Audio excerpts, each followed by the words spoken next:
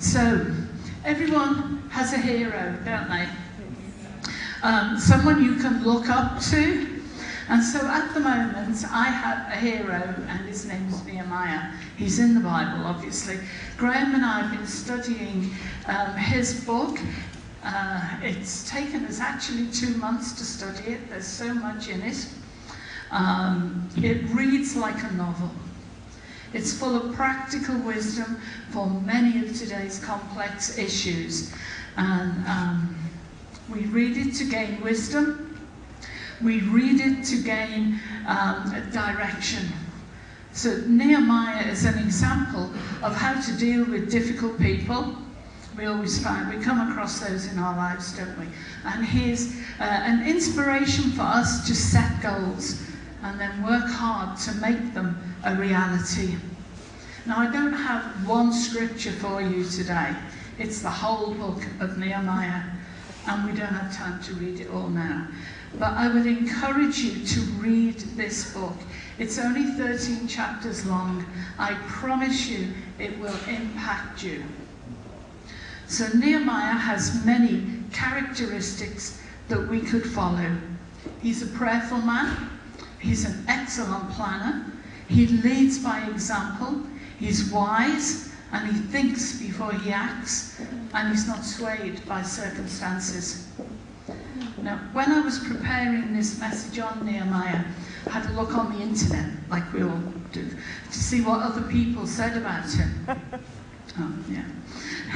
He's known for rebuilding the walls of Jerusalem. That's what he did most of all.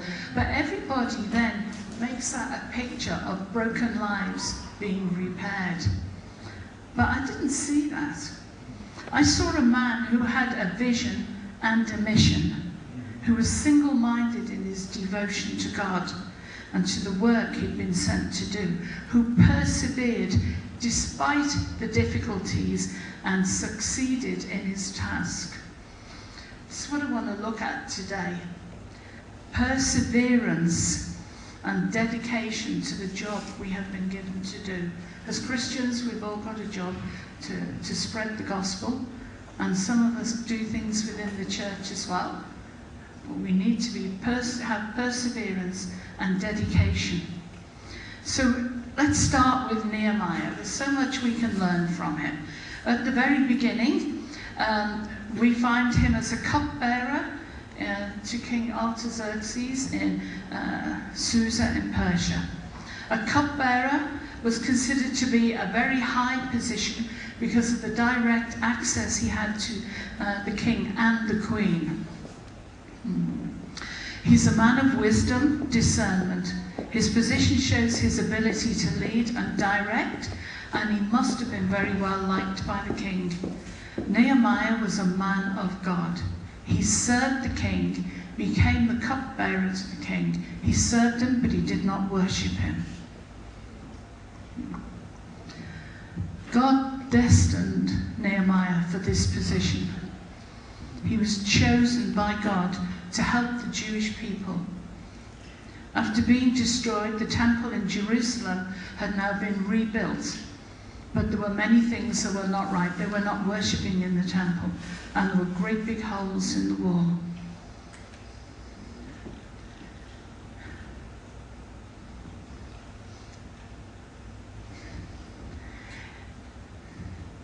In Nehemiah chapter 1, we find him in the courts of King Artaxerxes. One of his brothers has popped along, come for a visit, and Nehemiah has asked, "How are things going in Jerusalem?" They said to me, "Those who survived the exile are back in the province, are in great trouble and disgrace. The wall of Jerusalem is broken down, and its gates have been burned with fire." So it was not going very well at all. Nehemiah mourned and prayed and fasted for days. His response is that of a man who knows the real solution can only come from heaven. He's sitting down and trusting God rather than rushing into action. He is burdened with the situation and knows God has chosen him to rebuild the walls of Jerusalem. The big problem is his job. You can't just go on holiday. Yeah. No. And as a cupbearer, he's before the king at all times. If you appear sad in front of the king, you could lose your life. Nehemiah cannot hide his sadness, and the king notices and asks why, trusting in God.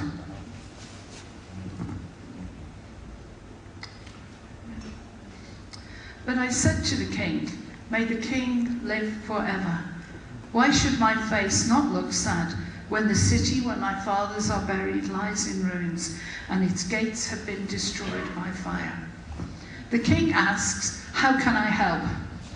And with another quick prayer, Nehemiah asks to be released to go to Jerusalem. So, quick prayers. You only need one word, help. You don't need to tell God what your problem is. He knows it already. You just say to him, God, help. One quick prayer, that's all you need. The king agrees, and then Nehemiah goes one step further and asks for letters so that he can travel safely, and letters for building material. He's not asking for 2 planks of wood, he's asking for virtually a forest of wood. I don't think we appreciate just how brave he was at this time. But the king agrees and goes even further and sends an armed guard to protect them on the journey. The journey was about 1,500 kilometers and would probably take them 3 to 4 months. Do you have a vision or calling upon your life from God? We must realize that whenever God gives us a vision, it will always be bigger than what we think we can do. The first thing we must do is pray about it. And when you've prayed, pray again. Share with trusted friends. Home group leaders, pastors, ask them to pray for you and with you and honestly tell you what they think. Then pray again. And as we can see from Nehemiah, by his serious commitment to prayer, God paved the way for him to do God's will. Every big dream, every vision starts small and continues to grow as long as we don't give up on it and walk away. It's never God's will for his plans to fail. Too many people walk away when the going gets tough and the obstacles loom larger and larger in your path. If God has called you, it does not matter what you must do to fulfill that call upon your life. God will give you the grace to make it through and to overcome. So Nehemiah was a man with a big dream. God had given him the vision and called him to do the impossible. Nehemiah had faith that God was the God of the impossible, and he began to take steps towards fulfilling the call of God. Nehemiah's vision was to return to the city of Jerusalem and rebuild the walls and the gates, and to restore the temple worship. Just how much of this vision was from God is shown in how easy it was for him to obtain the king's permission and all the materials and help he needed to get the job done. That was no small feat for Nehemiah when you stop to think that Israel was the enemy of the king, and there was no reason for the king to allow his enemy to build fortified walls that he had already had to bring down once with great cost of life. Of course, you're never going to be able to accomplish the work that the Lord has set before you without facing opposition. Satan hates it when God's people are successful in their calling. Every time a Christian wins a spiritual battle or remains faithful to see a work done, it gives the devil a black eye, and he hates looking through swollen eyelids. Nehemiah faced opposition. It wasn't long until he met 2 men by the name of Sanballat the Horonite, and his name means thorn bush, enemy in secret, and Tobiah the Ammonite, the Lord is good. These 2 men were to be the main tools of the devil in attempting to stop the work of the building of the wall. Their names are descriptive of their characters. In our work for the Lord, we will always meet Sanballats. These people are always negative, always finding fault with everything, always saying, that won't work. I've tried that already. What makes you think you can do that? Be realistic. They won't come right out and tell you, but they hope that you're going to fail. They act like friends, but they are thorn bushes and secret enemies that just want to wear you down. You will also meet Tobiah-type people when you're working for the Lord. These are the poor, misguided, not so well-meaning Christians who think they are God's gift to your problem. No matter what you do, they have done it better or worse. No matter what you believe is true, they always know more than you do, and they don't mind telling you. One thing about these Tobiah people, they keep you on your toes. They make you focus on the job and the task in hand. Outwardly, they seem to be very strong, spiritually minded Christians, but inwardly, they are more like what Jesus called the Pharisees when he said they are like whitewashed tombs in Matthew 23:27. So be careful of the company you keep. Make sure they are not in Sanballats or Tobiahs. People have lost their faith and walked away from the work of the Lord because of people like that. They listened to the wrong people, believed the wrong things, and became spiritually shipwrecked on the shores of Christianity. Nehemiah knew he had to survey and plan his work without the knowledge of those who would attempt to stop him. So he did it all at the dark of night, with only a few trusted friends who shared his vision. He had to overcome many obstacles in building the wall and the city, but the reward was worth it to him. He was tired of seeing the few Jews that remained in Israel being constantly robbed and made fun of. He was tired of his people being laughed at and the target of every malicious act of his enemies. It was time to build a wall for their protection and to give them strength. It was a worthy cause and a cause worth fighting for, working for, and dying for. Because of his faithfulness to God and his perseverance against all odds, God blessed his work, and the entire wall of Jerusalem was built in 52 days. He had people with the same vision, had a mind to work and a love for Israel and for God. What a combination. A bit more information for you here. The wall was 12 metres high, 25 metres wide, and 4 kilometres long. And they did it in 52 days. So this is the same attitude we should have in our church. If we continue to work against all the odds, God will bless our work and we will continue to grow. When this church started, it was hard. We had trouble finding somewhere to meet. We met in homes, in restaurants, in shop fronts. We had to carry everything in and then back out again until we found the hall in Rue de Strasbourg. And from there, we came to here. God has blessed us. We had people telling us that it was hard to plant a church in Luxembourg, that several had tried and had been unsuccessful. A few years later, there were several what seemed to be moves of the Spirit around, one in Canada and one in the USA, and people encouraged us to follow it. But we refused to move from our vision. Maybe we looked a bit staid and boring to them. Don't know. But our vision was for a Our vision was for a steadfast, word-centered, spirit-filled church, an oasis where people living away from home and family could come and be helped, fed and watered. And if they moved on, for them to be different than when they first came to us. An Oasis in Luxembourg.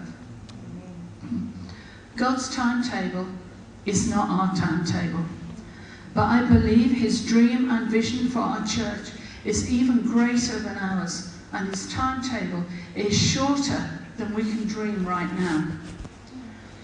So let's just have a very quick look at the obstacles that Nehemiah had to face to finish his work, and it's a staggering list.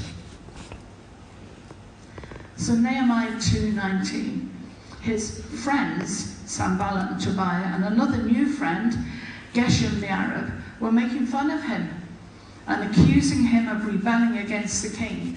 Very dangerous words. But when Sanballat the Horonite, Tobiah the Ammonite official, and Geshem the Arab heard about it, they mocked and ridiculed us. "What is this you are doing?" they said. "Are you rebelling against the king?" Very dangerous. They came back again in chapter 4. They are angry that the wall is being rebuilt and tried to make fun of them. This time in front of army officers, another dangerous thing to do, surely. They also became insulting about the work that they were doing. This can become demoralizing for workers. When Sanballat heard that we were rebuilding the wall, he became angry and was greatly incensed. He ridiculed the Jews, and in the presence of his associates and the army of Samaria, he said, "What are these feeble Jews doing? Will they restore their wall? Will they offer sacrifices? Will they finish in a day? Can they bring the stones back from life, those heaps of rubble burned as they are?" Tobiah the Ammonite, who was at his side, said, "What they are building, if even a fox climbed on it, he would break down their wall of stone." Again, these so-called friends were even more angry, and they tried to raise an army. The workers were getting tired, and with hunger and tiredness comes demoralization.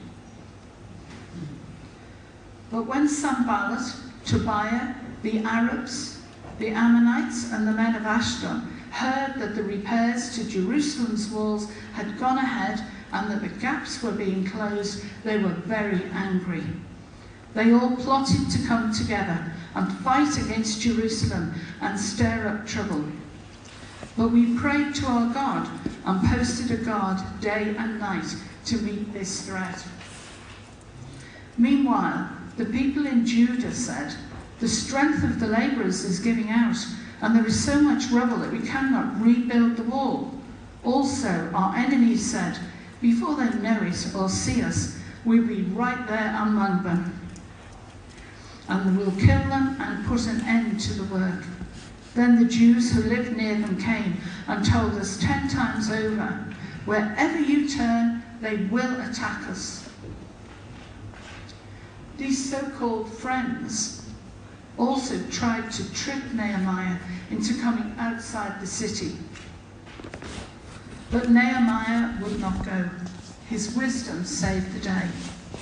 When word came to Sanballat, Tobiah, Geshem the Arab, and the rest of our enemies that I had rebuilt the wall and not a gap was left in it, though up to that time I had not set the doors in place at the gates, Sanballat and Geshem sent me this message: "Come, let us meet together in one of the villages on the plain of Ono."